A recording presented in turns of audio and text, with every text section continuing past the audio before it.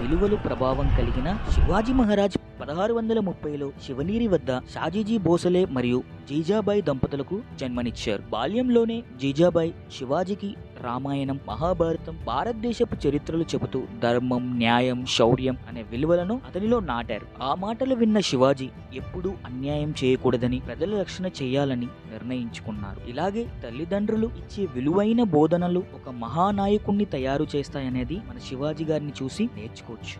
శివాజీ మహారాజ్ గొప్ప యోధుడు మాత్రమే కాదు, ధైర్యానికి ప్రతీక. ధర్మం కోసం చేసే పోరాటం ఎప్పటికీ విజయం సాధిస్తుంది అనేది ఆయన నమ్మకం. కష్ట సమయంలో ధైర్యం, తెలివి చూపడం ఆయన ప్రత్యేకత. ఒకసారి శివాజీకి శత్రువులు చుట్టుముట్టారు, కానీ ఆయన తెలివి, ధైర్యంతో మార్గం కనుక్కొని తప్పించుకున్నారు. చిన్న సైన్యంతో ఉన్నప్పటికీ పెద్ద రాజులను ఓడించాడు. మన దగ్గర ధైర్యం, తెలివి ఉంటే ఏ పెద్ద కష్టాన్నైనా జయించవచ్చు అనేది శివాజీ గారు మనకు నేర్పించారు. చిన్న వయసుల నుంచే శివాజీ గారు స్వరాజ్యం, మన భూమి మనదే, మన పరిపాలన మనదే అనే సంకల్పం ఆయనలో బలపడింది. ఆటలో కూడా కోటలు కట్టడం, సైన్యాన్ని ఏర్పరచడం చేయడమే ఆయనకు ఇష్టం. శివాజీ పెద్దవాడయ్యాక మొఘలులు, ఇతరులు, సుల్తాన్లు అణచివేతలు చూసి మన కోసం మనమే నిలబడాలి అన్న నిర్ణయం తీసుకున్నారు. తక్కువ మంది సైనికులతోనే గొరెల్లా యుద్ధం పద్ధతిని ఉపయోగించి శత్రువులను ఓడించాడు. శివాజీ ఎవరికి ఇచ్చిన మాట